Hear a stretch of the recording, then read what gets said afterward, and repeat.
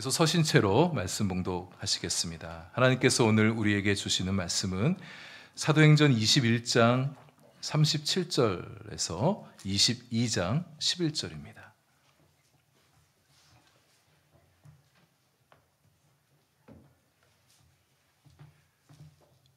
사도행전 21장 37절에서 22장 11절까지 본문이 좀 긴데요. 그러나 하나님의 말씀 우리의 마음을 담아 받들어 읽으십시다.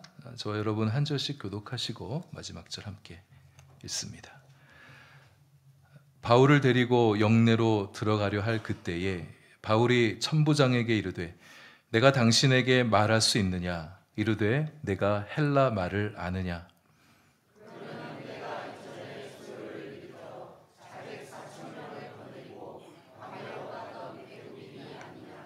바울이 이르되 나는 유대인이라 소읍이 아닌 길리기아 다소시의 시민이니 청컨대 백성에게 말하기를 허락하라 하니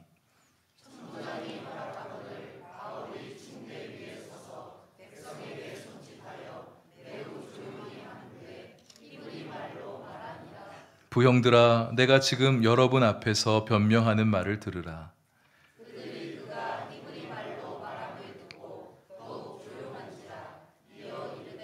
나는 유대인으로 길리기아 다소에서 났고 이 성에서 자라 가말리알의 문화에서 우리 조상들의 율법에 엄한 교훈을 받았고 오늘 너희 모든 사람처럼 하나님께 대하여 열심히 있는 자라. 내가 이 돌을 박해하여 사람을 죽이기까지 하고 남녀를 결박하여 옥에 넘겼노니 이에 대제사장과 모든 장로들이 내 증인이라. 또 내가 그들에게서 다메섹 형제들에게 가는 공문을 받아가지고 거기 있는 자들도 결박하여 예루살렘으로 끌어다가 형벌받게 하려고 가더니 가는 중 다메섹에 가까이 갔을 때 오정쯤 되어 우연히 하늘로부터 큰 빛이 나를 둘러 비치네. 내가 땅에 엎드려져 들으니 소리가 있어 이르되 사울아 사울아 내가 왜 나를 박해하느냐 하시거늘 내가 대답하되 주님 누구시니까 하니 이르시되 나는 내가 박해하는 나사렛 예수라 하시더라. 나와 함께 있는 사람들이 빛은 보면서도 나에게 말씀하시는 이의 소리는 듣지 못하더라. 내가 이르되 주님 무엇을 하리이까 주께서 이르시되 일어나 다메섹으로 들어가라. 내가 해야 할 모든 것을 거기서 너희가 이르리라 하시고 함께합니다.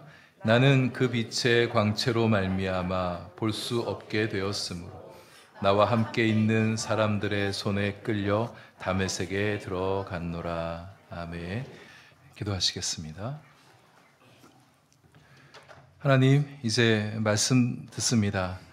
각인의 심령마다 필요한 말씀을 들려주시고 말씀 들으며 주님 만나고 싶은 마음, 주님 사랑하는 마음이 더하여지는 저희들 되게 해 주옵소서.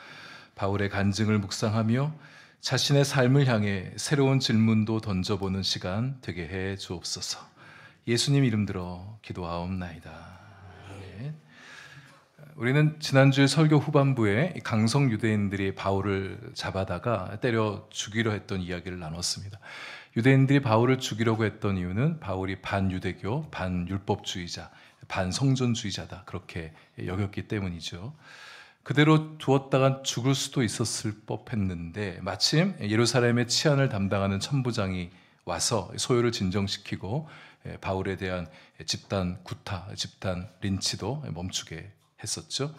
소요의 원인에 대한 정확한 파악을 위해서 이 소요 원인 제공자로 보여지는 바울을 잡아다가 결박한 채 이제 영내로 송치하게 됩니다. 오늘 본문은 그렇게 영내로 송치되어 가는 과정 중에 있었던 이야기를 들려주고 있습니다.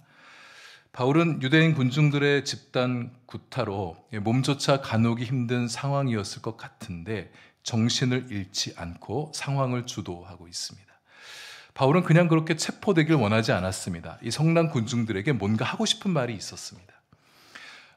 자신을 때리는 유대인들인데 밉지도 않았나 봐요. 자신을 때려 죽이려고 했던 사람들인데 화도 나지 않았던 것 같습니다. 또 달려드는 이들이 두렵지도 않았었나 봅니다. 바울은 그들에게 자신에 관한 이야기를 들려주면서 자신이 왜 그리스도를 믿게 되었는지, 그를 위해 왜 살게 되었는가에 대해서 증거하고 싶어 했습니다. 바울은 어떤 형편에서든 예수님을 증거하고 싶었던 사람이었었죠. 그의 관심은 오직 예수 그리스도에게만 있었기 때문입니다. 바울이 천부장에게 말을 건넵니다. 내가 당신에게 말을 할 수 있습니까? 정중하고 겸손한 요청에 천부장이 멈춰서게 되죠. 그리고 바울의 말을 듣고 놀랬습니다. 왜 놀랬냐? 바울이 헬라어를 썼기 때문이에요. 그리고 그가 서툴고 어색한 발음으로 말한 게 아니라 유창하고 세련되고 품위 있는 말투로 아마도 얘기했기 때문에 놀라지 않았었을까 싶습니다. 당시 헬라어는 어느 정도 교양이 있고 사회적인 신분이 있는 사람들이 사용하는 제국 내의 국제 공용어, 통용어였었습니다. 범법자로 알았던 바울이 헬라어를 잘 쓰니까 사뭇 놀라게 되었던 것 같습니다. 게다가 이 천부장이 속에서 생각하기를 이 바울이 테러리스트가 아닐까, 아주 악질 범죄자로 그렇게 생각하고 있었는데 헬라어를 구사하는 것을 보고 더욱 놀랐을 것 같습니다. 유대인 역사가 요세푸스에 의하면 당시 시점에서 대략 한 3년 전쯤 더 거슬러 올라갈 때 한 애굽인이 예루살렘에서 큰 소요를 일으킨 사건이 있었습니다. 그걸 기록해 놨는데요. 자신이 로마의 압제에서 유대인들을 구원해 줄 수 있을 것이라고 유대인들에게 그렇게 자기가 마치 메시아인 양 얘기하면서 유대인을 선동한 사건이 있었어요. 그래서 3만 명을 데리고 예루살렘에 주둔하고 있던 로마 군대를 공격해 들어갑니다. 근데 그 공격에 실패하게 되어졌어요. 이때 유대인들이 굉장히 많이 죽게 되어졌습니다. 로마 제국에서도 이 애굽인을 잡지는 못했는데요. 이 애군이 어떻게 됐나 보니 자기 4천명을 데리고 광야로 들어갔다. 말하자면 쿠데타 실패 후에 광야로 도피해 들어갔다. 이런 기록을 요세푸스 책에 남겨놓고 있는 겁니다. 제국의 입장에서 볼 때 그 애굽인은 말하자면 지명수배자인 것이죠.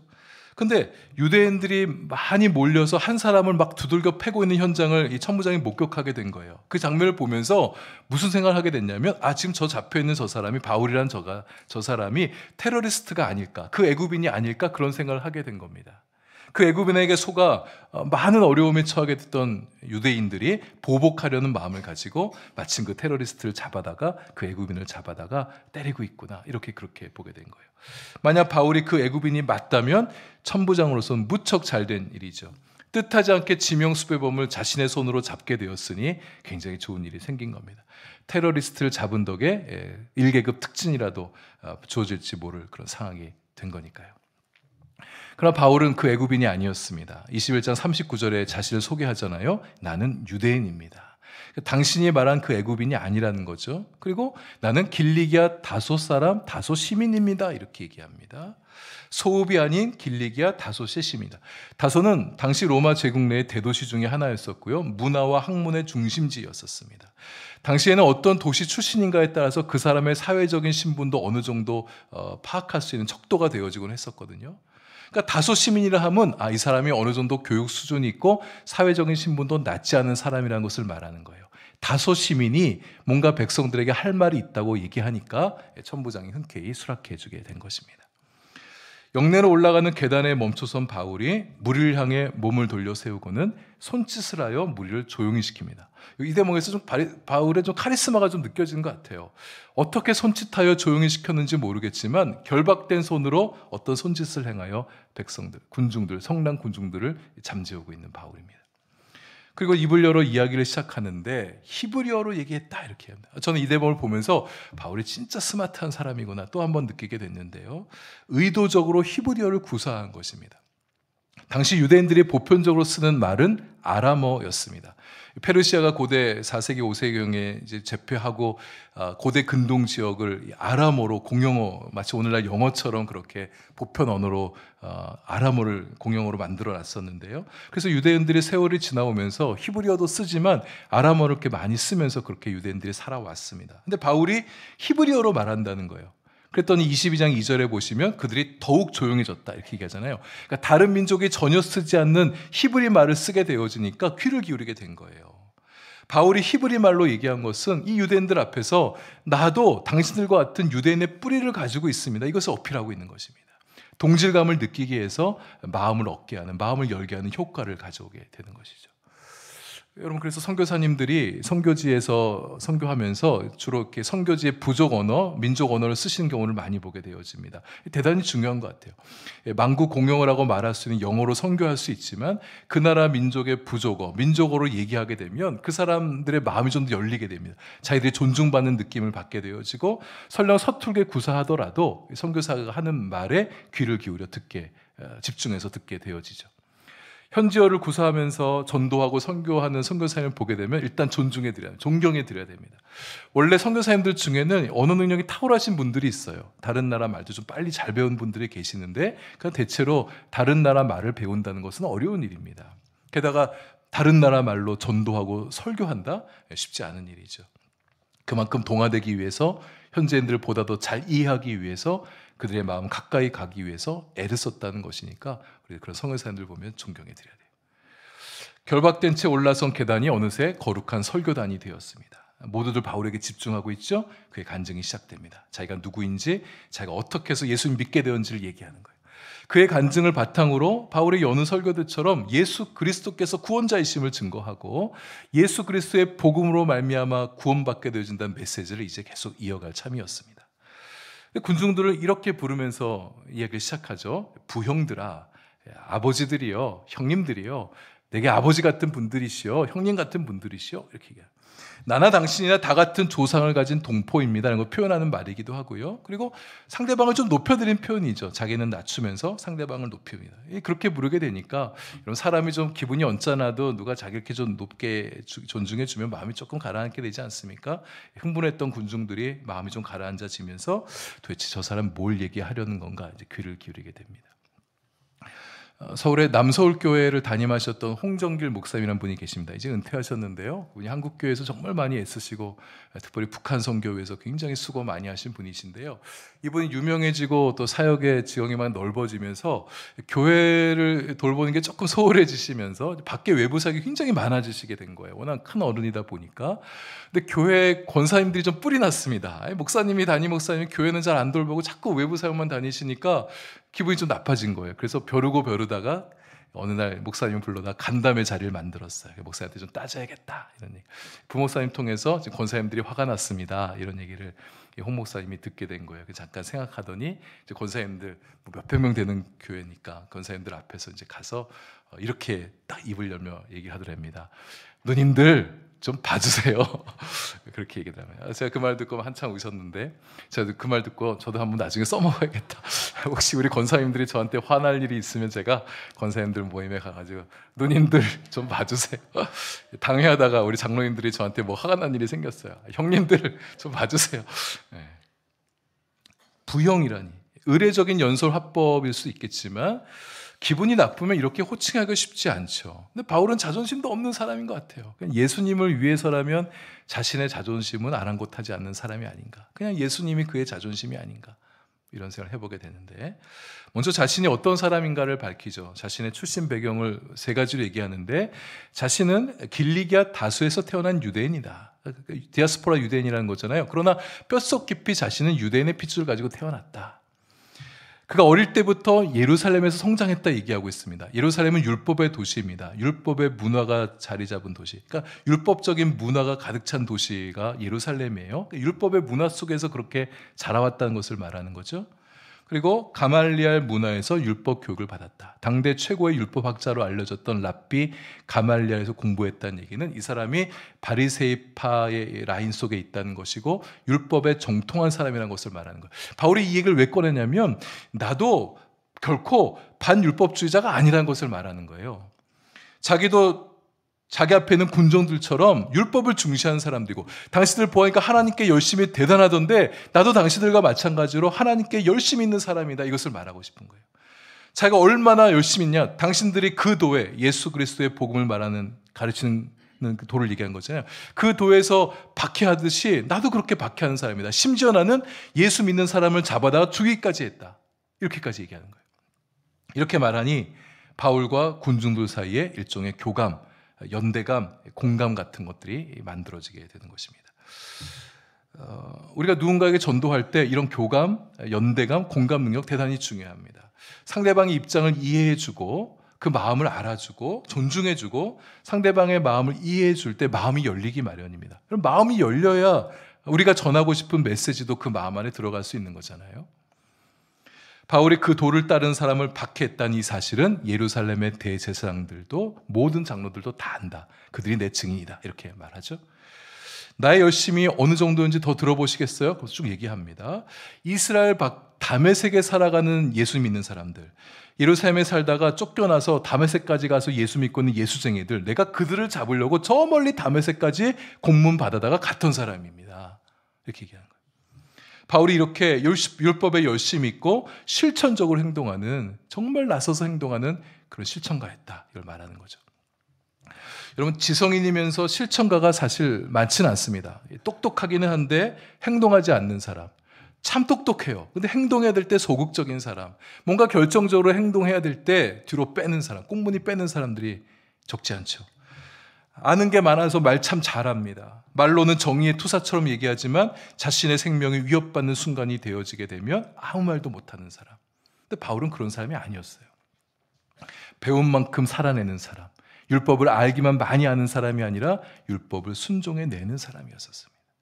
하나님께서 바울을 주목하시고 그를 불러다가 쓰시게 됐던 이유가 이것이 아니었을까 싶어요. 바울 참 똑똑한 사람이죠. 스마트한 사람입니다. 열심도 굉장히 특심했던 사람이에요. 그리고 자신의 신념에 옳다고 여겨진 것들을 그대로 실천했던 사람. 이런 사람이었기 때문에 로마서 같은 위대한 책도 만들어내고 성경 66권 가운데 13권이나 되는 책도 수록해내고 소아시아와 유럽 지역의 수많은 교회들을 개척해내고 온 열방의 예수 그리스도의 복음이 확장되어지는데 큰 역할을 했던 장본인 아니었겠습니까? 아는 건 많은데 또 말은 잘하는데 행동하지 않은 그리스도인은 하나님 나라를 위해서 쓰임받을 수가 없습니다. 우리 알기만 많이 하는 사람 되어서는 안 되겠고 많이 알기도 해야 되지만 알기만 많이 알고 아는 만큼 실천할 수 있는 사람이 되어야겠어요. 알미 삶이 되게 하는 사람. 그럴 때 하나님께서 그를 들어 쓰시게 됩니다. 여러분 주변에 그런 사람, 그런 그리스도인 본 적 있지 않으세요? 예수님 믿긴 믿는데 그 이상은 없는 사람. 똑똑해요. 공부도 많이 했어요. 가진 것도 많아요. 사회적인 지위도 높아요. 근데 그게 다인 거예요. 저 사람이 변화되면 뭔가 주님을 위해서 큰일 하겠다 싶은데 그런 일이 나타나지 않고 있습니다. 왜? 하나님을 위해서 자신의 삶을 드리지 않았기 때문에, 뛰어들지 않았기 때문에, 신앙의 더 깊은 곳으로 들어가지 않았기 때문입니다. 아는 것 많아서 교회에 대해서 이런저런 저런 말 많이 합니다. 쓴소리도 많이 합니다. 이거 잘못됐다, 이거 틀렸다, 비판적인 말도 많이 해요. 뭐가 아쉬운지 다 얘기해요. 그러나 자기는 움직이지 않는 사람. 하나님은 이런 사람 들어쓰지 않으십니다. 다시 사도 바울로 돌아와서요. 그렇게 율법에 열심이던 이 바울이 어떻게 달라지게 되었을까? 그 도를 그렇게 박해했던 사람이 어떻게 정반대로 바뀌어서 그 도를 추종하는 사람, 그 도를 위해서 살아가는 사람이 되었을까? 이 이야기의 흐름이 그의 간증, 그의 설교, 그의 이야기의 흐름이 전방대로 바뀌게 되어져. 급격하게 달라져. 대반전이 일어나게 됩니다. 한 사람의 인생이 이렇게 확 뒤바뀌어지게 되려면 뭔가 큰 사건을 경험하지 않으면 안 돼요.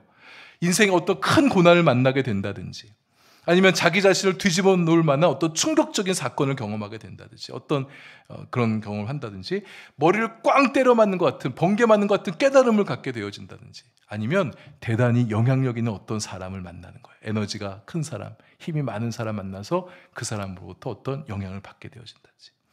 바울이 그렇게 받게 된 이유는 충격적 사건을 경험했기 때문입니다. 예수님을 만났기 때문이에요. 예수님을 만난 게 어떻게 충격적인 사건이냐? 예수님을 만나게 될 때 매우 신비로운 방식으로 예수님을 만났기 때문이에요. 그리고 예수는 바울이 봤을 때 예수는 죽었던 사람, 죽은 사람이에요. 유대인에서 분명히 십자가 달려 죽은 사람. 근데 그가 부활체의 모습으로 자기에게 나타났다? 충격받았던 것이죠. 바울이 예수님을 만나보지 못했다면 바울의 인생 그렇게 바뀌지 않았을 것입니다. 바울이 예수님 만난 것은 엄청난 충격이에요. 그의 존재와 삶의 근원부터 뒤집어 놓는 사건이었습니다. 근데 그 충격적인 그 사건이 바울에게는 대단한 축복이 되었었죠. 바울이 예수님 만난 장면 앞에 9장에서 좀 상세히 살폈었습니다. 여기서 뭐 다시 또 그렇게 다 일일이 살필 필요는 없겠고요. 다시 조금만 보고 이제 우리 이야기를 좀 하도록 하겠습니다. 그 전에 성경 많이 읽으신 분이라면 굉장히 궁금해하실 대목이 오늘 본문에 나와요. 이거 해소하고 좀 넘어가야겠습니다. 이제 중요한 메시지를 들어가야 되는데 이것 때문에 자꾸 머리에 맴돌아서 말씀 못 들으면 안 되니까요. 뭐냐면 여기 22장에서 바울이 예수님을 만났다고 고백하는 내용과 앞에 9장에서 바울이 예수님을 만났다고 말하는 그 내용 사이에 불일치가 보이는 거예요. 여기서는 바울과 그 곁에 있는 사람들이 빛은 다 같이 봤는데 소리는 바울만 듣고 곁에 있는 사람은 듣지 못했다. 지금 이렇게 얘기하고 있어요. 바울이 그렇게 얘기하고 있습니다. 근데 앞에 9장에서 저자 누가가 바울이 예수님 만난 사건을 기록하면서는 바울과 곁에 있는 모든 사람이 소리는 다 들었는데 빛은 바울만 봤다 이렇게 얘기합니다. 그러니까 앞에 9장과 22장이 빛과 소리에 관해서 서로 정반대 얘기를 하고 있는 거예요. 이 점을 두고 학자들이 많이 이제 의견이 분분합니다. 아무래도 제3자가 하는 얘기보다는 본인이 직접 얘기한 게 더 진실이지 않겠느냐. 그러니까 22장은 바울 자신이 한 얘기니까 이 말이 맞다. 이렇게 주장하는 학자들이 있고요. 또 반대로 객관적으로 누가가 더 진술을 잘했다 이렇게 주장하는 학자들도 있습니다. 왜냐하면 지금 22장에서 바울이 엄청 두들겨 맞았습니다. 기력이 많이 쇠해진 상태에 있습니다. 이런 상태에서 자신을 변호하기 많은 이게 군중들, 자기를 죽이려고 하는 군중들 앞에서 얘기하다 보니까 자신의 기억에 혼돈이 왔을 것이다 이렇게 보는 입장도 있어요. 근데 이런 차이가 우리의 마음을 불편하게 하는데 중요한 것은 다른 사람이 만나지 못한 예수님을 바울은 개인적으로 만났다. 이게 중요한 포인트입니다. 다른 사람들이 빛을 봤냐 안 봤냐, 다른 사람이 소리를 들었냐 안 들었냐는 것은 뭐 팩트 체크까지 해가면서 따져들 만한 그런 중요한 사안이 아니라는 거예요. 그러나 그렇게 넘어가기가 여전히 힘든 분들을 위해서 한 번쯤 정리하고 가는 게 맞겠습니다. 앞에 9장과 22장의 내용이 상충되는 것이 아니다. 이렇게 입장을 좀 정리하면서 말씀을 드리려고 합니다. 앞에 9장에 보시면 7절에 곁에 같이 가던 사람들이 소리만 듣고 아무도 보지 못하여 말을 못하고 서 있다 이렇게 얘기하고 있거든요. 소리가 들리긴 했는데 누가 말하는 것인지 말하는 사람은 보지 못한 거예요. 여기 말씀 쭉 보면은요, 빛을 못 봤다 이런 말 없어요. 아무도 보지 못했다 이렇게 얘기하고 있습니다. 그러니까 빛도 보고 어떤 소리도 들었지만 그 소리의 분명한 의미는 깨닫지 못하고 그 빛 속에 나타나신 예수님은 보지 못했다 이렇게 말하고 있는 겁니다. 이렇게 보면 22장의 바울의 진술과 9장의 누가의 진술이 서로 안 맞는 얘기가 아니라는 거죠. 오늘 본문 9절 보세요. 나와 같이 있는 사람들은 빛은 보면서도 나에게 말씀하신 이의 소리는 듣지 못하더라. 빛은 다 같이 본 거예요. 그러나 다른 사람들은 빛 가운데 계신 예수님은 못 봤어요. 바울은 봤어요. 어떤 소리가 다 들려왔는데 바울에게는 예수님이 말씀하신 소리 음성은 들었어요. 그러나 다른 사람들은 예수님의 소리는 듣지 못한 거예요. 이게 9장과 22장의 내용인 것입니다. 이렇게 보면 바울의 진술, 누가의 진술이 상반되는 게 아니다. 이렇게 우리가 이해할 수 있겠죠. 이 정도로 정리하고요. 이제 슬슬 오늘 핵심 메시지로 들어가셔야 됩니다. 바울이 예수님 만난 것은 존재가 흔들리는 충격적인 사건이었습니다. 아까 말한 것처럼 유대인들이 예수님을 죽였단 말이에요. 십자가에 달린 자들은 죄져서 달린 거거든요. 그러면 저 예수란 작자는 게헨나에 들어가 있어야 되는 거예요. 근데 버젓이 살아서 자신 앞에 나타났다, 부활하신 모습으로 나타났다, 충격입니다. 그리고 예수님과 함께 찾아온 신비 체험이 그의 인생에 그애를 더욱 놀라게 했습니다. 하늘로부터 큰 빛이 임했다고 했죠. 여러분 이거는 이스라엘의 12 정오의 햇빛이 굉장히 강렬하거든요. 원체 강렬한 햇볕인데 더 햇빛이 세게 비쳤다 이런 얘기가 아니라 하늘에서 특별한 빛이 임했다는 것을 말하는 겁니다. 이 빛은 유대인들에게 언제나 하나님의 임재를 상징하는 거예요. 하늘로부터 내리는 큰 빛, 유대인들의 구약 전통에서 하늘로부터 임하는 빛은 하나님을 상징하는 것. 큰 빛의 경험은 유대인들에게는 하나님 경험인 것입니다. 빛을 본 것도 놀라운데 하나님이 자신을 만나주신 건데 소리를 들었다? 다른 사람은 다 못 들었는데 자신에게만 특별히 말씀하시는 예수 그리스도의 음성을 들었으니 그는 놀라운 충격에 사로잡히게 된 것입니다. 이렇게 보면 바울처럼 어떤 신비 체험을 하신 분들, 여러분들 예수님 믿게 되신 분들 중에 신비 체험하시고 예수님 믿게 되신 분들 있죠. 대단히 감사하셔야 됩니다. 이 신비 체험은 누구에게나 보편적으로 경험하는 경험이 아니기 때문에 그래요. 저도 예수님 만날 때 이 빛의 체험이 있었는데 정말 특별한 경험인 것 같아요. 감사하셔야 됩니다. 그리고 바울처럼 주님께서 어느 날 먼저 찾아와 주셔서 만나신 분도 감사하셔야 됩니다. 내가 주님을 향해 먼저 만나지 않을 가능성이 높은 사람들이에요. 근데 주님께서 만나 주셨으니 우리가 예수님 만나게 된 겁니다. 내가 주님을 먼저 잡으려고 하지 않았을 수 있는데 주님께서 나를 잡아주셔서 내가 주님께 잡힌 바 되었으니 이게 얼마나 은혜입니까? 먼저 찾아와 주신 분들 감사하셔야 돼요. 우리도 빛이신 예수님을 만나시게 되길 바랍니다. 여러분 정말 예수님 만나시면 좋겠어요. 예수님 만나면 사람이 달라집니다. 바울처럼 나도 달라지게 돼요. 예수님의 음성을 듣게 되어지면 사람이 달라집니다. 여러분과 저도 예수님의 음성을 듣고 바울처럼 달라지는 사람이 될 수 있기를 바랍니다. 예수님은 십자가에 달려 죽으셨다가 살아나신 분이세요. 부활하신 예수 그리스도를 만나게 되길 바랍니다. 죽어있는 분이 아니라 살아계신 예수 그리스도를 만나시게 되길 바랍니다. 나를 부르시고 내가 찾으면 만나주시고 나에게 말씀 건네주시고 나에게 사랑한다 말씀해주시고 내가 너를 구원했다 말씀해주시는 그 주님의 음성을 듣게 되시는 우리 성도님들 되실 수 있기를 바랍니다. 예수님을 만나보신 분들은 잘 아시겠지만 예수님 만난 사람과 아직 만나지 못한 사람은 굉장히 많은 차이가 있어요. 예수님 만나지 못한 사람은 예수님을 알아도 교리로만 압니다. 예수님의 말씀을 들어도 좋은 말씀이네. 그러나 살아계신 그분께서 나를 위해서 나에게 주신 말씀으로 들려오질 못하는 거예요.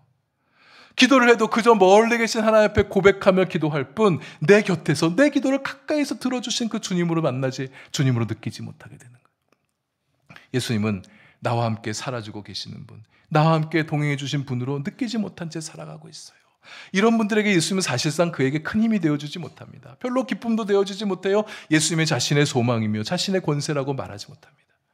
신앙의 깊은 세계로 들어가지 못하기 때문에 신앙이 즐겁지가 않아요. 신앙이 자신에게 매력적인 것이 되어지지 못합니다. 신앙과 삶이 분리된 채 살아가는 거예요. 주일은 교회 와요? 그냥 일주일에 살면 그냥 내 삶을 그저 살아갈 뿐인 거예요. 예수님 만나시게 되길 바랍니다. 내 삶에 많은 것이 달라지게 됩니다. 예수님 믿는 행복, 예수님 믿는 기쁨을 맛보시게 될 거예요. 예수님 믿는다는 게 이런 거구나. 예수님 믿는 맛이 이거구나 깨닫게 될 것입니다. 내 존재가 근원부터 달라지며 내 삶의 목적, 내 삶의 이유, 내 삶의 소망, 비전이 달라지는 것을 경험하게 될 거예요. 근데 이렇게 반문할 사람이 계실 것 같습니다. 누구나 안 만나고 싶나요? 나도 만나고 싶은데 안 만나지는 걸 어떡합니까? 근데 제가 또 한번 반문해 보고 싶어요. 근데 정말 만나고 싶으신 마음이 있으신 건가? 진짜 만나고 싶으신 건가? 혹시 만나면 좋겠다 이 정도의 마음인 것은 아니신가? 예수님 만나는 게 솔직히 어떤 것인지 궁금하기는 해. 만나면 좋을 것 같아. 이 정도의 마음을 갖고 주님 만나보고 싶다고 생각하고 계신 건 아니신지. 솔직해져야죠. 솔직히 두렵지는 않으신지. 내가 예수님 만나면 내가 확 달라지게 될까 봐. 예수님 만나면 내가 없어지게 될까 봐. 예수님 만나면 내가 원하는 대로 살아가는 게 아니라 주님께서 원하시는 삶을 살아가게 되어질까 봐. 그것을 강요할까 봐. 이런 마음 다 버리시고 우리 예수님 정말 만나길 소망하시면 좋겠어요. 예수님 정말 좋으신 분이십니다. 예수님은 갈망하는 자에게 만나주시게 돼요. 혹시 여러분 가운데 낯선 사람 만나는 것에서 두려워하고 어려워하는 분들이 계시기도 해요. 혹시 예수님도 그렇게 대하시는 것은 아닌가 모르겠습니다. 예수님을 만나고 싶은 열망, 여러분 우리가 예수님을 만나고 싶은 열망보다 예수님께서 우리를 만나주고 싶은 열망이 더 크신 분이세요. 근데 우리가 마음을 열지 않는 거예요. 갈망하지 않는 거예요. 정말 만나고 싶은 갈망과 절박함이 있다면 우리 주님 만나주신 분이십니다. 예수님께 마음 여세요. 예수님 나를 찾아와 주시도록 마음을 여시길 바랍니다. 내 마음의 두려움 내려놓으시고 예수님이 내 안에 들어오실 때 내가 부끄럽다, 부담스럽다, 두렵다 이런 마음 다 내려놓으시고 예수님을 온전히 맞아들이려 할 때 예수님께서 우리를 만나주시는 거예요. 그리고 예수님을 믿으시기를 바랍니다. 진짜 믿으세요. 예수님 믿으면 예수님 만나집니다. 바울이 자신에게 찾아오신 분이 예수님을 알게 되었을 때 자연스럽게 뒤따라오는 질문이 있었어요. 10절 말씀에 주님 무엇을 하리이까? 예수님과의 만남은 모든 것이 달라진 파격적인 사건입니다. 기존의 지성, 감성, 의지가 재조종되는 사건이다. 이렇게 말할 수 있겠어요. 여러분 중에 어려서부터 예수님을 알아오시고 예수님과의 어떤 교제, 인격적인 만남이 강렬하진 않았지만 지속적으로 만남을 가져오신 분들이라면 이게 좀 약할 수가 있는데요. 크게 느껴지지 않을 수가 있는데, 예수님 안 믿다가 예수님 믿게 된 사람은 강렬한 체험이 느껴집니다. 바울처럼 예수님 믿는 사람 막 괴롭히고 살다가, 예수님 구원자란 말 부정하며 살다가, 예수님 살아계신 거 웃기다고 말도 안 된다고 비웃으며 살다가 예수님 만나게 되면 그의 전 존재가 충격에 휩싸이게 되고 마비가 오고 새로운 방향으로 지성과 감성과 의지가 열리는 경험을 하게 되어집니다. 예수님 만난 사건이 놀라운 사건, 인격적으로 굉장한 놀라운 사건이에요. 그러면 나 이제 어떻게 살아야 되지? 내가 어떻게 행동해야 되지? 이런 질문이 나오게 되어져요. 그리고 예수님께서 예수님 만나주신 사람에게 스스로 내가 이제 그러면 어떻게 살아야 될 것인가 라는 질문을 던지도록 우리의 마음을 이끌어 주십니다. 그래서 새로운 인생의 소망과 비전과 목적을 갖게 해주신 분이세요. 예수님을 위해 살아가는 자가 되도록, 나를 만나주신 예수님을 위해 내가 살아야겠구나, 이런 마음이 들도록 예수님께서 우리의 마음을 이끌어 가신다는 거예요. 여러분, 예수님 만나셨습니까? 지금 어떻게 살고 계십니까? 예수님을 위해서 살아가고 계시는가요? 예수님 만난 증거를 보여주시길 바랍니다. 바울의 질문에 예수님 답변하죠. 일어나 다메섹으로 가라.